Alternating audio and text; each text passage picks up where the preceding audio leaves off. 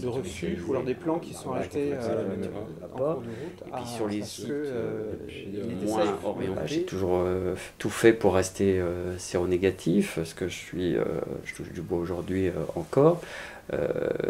Mais en tout cas, j'ai relâché sur un certain nombre de sujets. J'ai relâché la garde parce qu'il y a des moments c'est juste trop lourd, trop chiant. J'essaye de me protéger tout le temps, je le fais principalement, et j'en parle énormément autour de moi.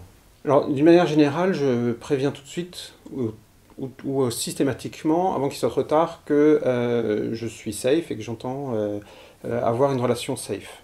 Donc, j'ai finalement eu peu de refus. Moi, j'ai jamais fait l'amour sans préservatif.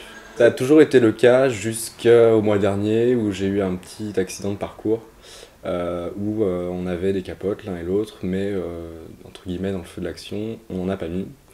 Et donc je suis actuellement sous TPE, le traitement post-exposition. J'ai pas compris ce qui m'est passé par la tête, voilà, c'était vraiment c'était un flirt d'été. Je le prends très à cœur puisque pendant un mois on y pense, on prend un médicament tous les jours.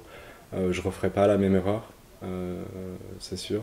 Une fois, une capote effectivement qui a pété au cours d'une sodomie, et je me suis surpris à avoir finalement mal réagi, mais a posteriori. J'ai préféré me retirer, remettre une capote et repartir, et c'est le lendemain en fait que je me suis dit que merde, il s'était passé quelque chose, et ça a été compliqué de retrouver le mec et de lui demander où est-ce qu'il en était et de savoir quoi faire. J'ai appelé SIDA-Info Service, je me souviens à ce moment-là, et c'est la première fois que je le faisais. On a décidé, enfin, ensemble, si on a décidé que c'était pas la peine d'aller à l'hôpital, compte tenu de la situation. Mais c'est vrai que pendant 3 mois après, ça n'a pas été très serein. Moi j'étais très clair avec mon partenaire, à savoir que de toute façon on s'est rencontrés, moi j'étais déjà en couple, donc ça veut dire que effectivement j'ai des aventures extra-conjugales, même si ça fait très bourgeois entre guillemets. Mais voilà, j'ai dit voilà ce que je fais, il y a ça, ça, ça et ça. À un moment, est-ce que tu acceptes ce risque?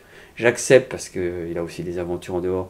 Le risque que tu peux me faire prendre, sachant que si la capote craque, si tu fais une connerie, on est suffisamment adulte, on se fait confiance et on se dira les choses. Moi, ça m'est arrivé qu'un mec, effectivement, il me chauffe bien et tout, tac, t'as la gaule, le mec il se retourne, il s'empale sur ta bite. Je veux dire, il faut être quand même sacrément, je sais pas si c'est conscient, c'est pas pour dire hop, non, non, non, pas de ça, attends, je vais chercher une capote, tac, tac, j'arrive, entre-temps, t'as débondé, etc. Enfin, je veux dire, le cerveau, il réagit pas comme ça. Le cerveau, il dit, vas-y, profite.